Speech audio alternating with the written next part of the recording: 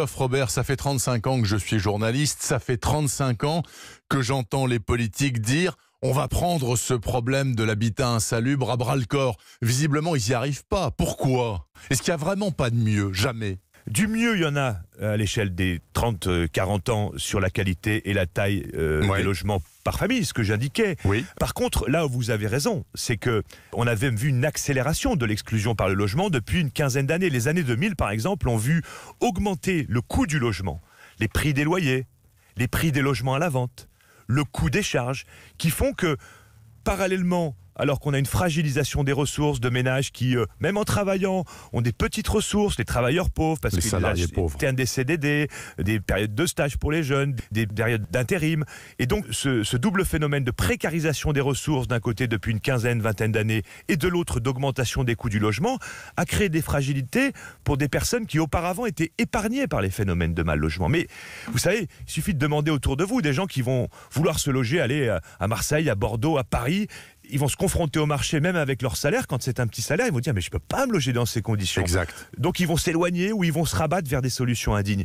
Et donc c'est un sujet que la puissance publique n'a pas pris à sa juste mesure en termes de dégâts que cela provoque. Sur la scolarisation des mômes, sur la santé des habitants, sur le vivre ensemble, sur le développement de la famille, les relations entre parents et enfants au sein du couple. Bref, si on réduit la question à un problème de logement, on se trompe de problème. Et nous, on voit tous les jours à la Fondation Abbé Pierre les dégâts sociaux que peuvent provoquer les situations de mal logement. Mais donc, si je vous entends bien, Christophe Robert, depuis un an, et les mesures qui ont été prises par l'actuel gouvernement, forcément, on accélère vers le pire, parce que la baisse des APL, par exemple, la fin de la taxe d'habitation pour tout le monde et des choses comme ça va pas vers un meilleur logement pour tous, surtout les plus modestes. Tout dépend de quoi on parle, mais effectivement, les points que vous citez sont préoccupants. Sur la question, par exemple, des sans domicile fixe, aujourd'hui, le gouvernement, comme les gouvernements d'avant, ont fait des efforts. On a augmenté le nombre de places d'hébergement, des moyens dédiés aux maraudes. Mais ça ne suffit pas. Donc là, il y a une urgence immédiate. Il faut apporter une réponse. On ne peut pas laisser les gens dans la rue comme ça.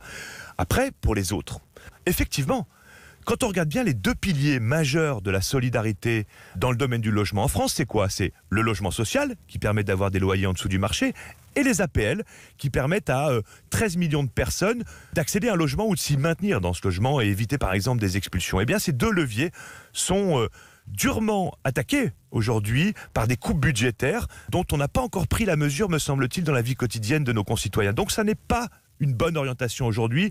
On dit ça coûte trop cher. Je pense qu'on fait une erreur de diagnostic. C'est une lecture qui vient de Bercy, mais qui ne se rend pas compte de la manière dont ça impacte nos concitoyens chaque jour. Est-ce qu'il vous semble, Christophe Robert, que les politiques en charge aujourd'hui, je pense à monsieur Julien de Normandie, qui il y a un an n'avait compté que 500 sans-abri en Île-de-France. Il est revenu sur ses propos ensuite. Il est en charge du logement. Il dit « Nous allons renforcer la lutte contre les marchands de sommeil qui font dormir 6 personnes dans 9 mètres carrés pour 500 € par personne ».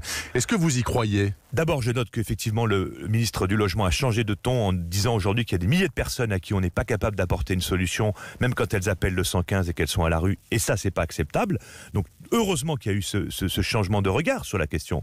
Mais pour ce qui concerne les marchands de sommeil, la loi Elan, dont vous parlez, que M. de Normandie a renforcé dans les possibilités de taper au portefeuille, comme on dit, des marchands de sommeil, c'est plutôt une bonne chose, pour être très sincère, du point de vue législatif. Mais la question, elle n'est pas seulement là. Elle n'est même quasiment pas là, en quelque sorte. C'est-à-dire que la capacité de mener les démarches juridiques, d'accompagner socialement et juridiquement les ménages qui sont victimes de marchands de sommeil, la capacité de l'État, au niveau des préfets, de vraiment prendre les arrêtés d'insalubrité, d'aller jusqu'à la démarche de faire payer le marchand de sommeil, eh bien, on manque cruellement de moyens aujourd'hui pour le faire. Mais il ne faut pas croire que parce qu'on a changé la loi, et l'exemple de Marseille a été criant, horrible, horrifiant, en quelque sorte, parce que derrière, c'est 8 morts en plus. Alors justement, je voulais en venir à Marseille. Est-ce que sur cet état des lieux catastrophique que vous dressez, Christophe Robert, notamment, il se trouve dans le centre-ville de Marseille, vient se surajouter l'incurie des politiques? Parce que les gens à la mairie de Marseille, ça fait 30 ans qu'ils savaient exactement dans quel état était la ville et ils n'ont rien fait. C'est effectivement un échec collectif, cette histoire. Vous savez, il y a un rapport de M. Nicole qui a été produit en 2015 qui montrait qu'il y avait 40 000 logements potentiellement indignes, potentiellement dangereux, dans Marseille seulement, la ville de Marseille. Oui.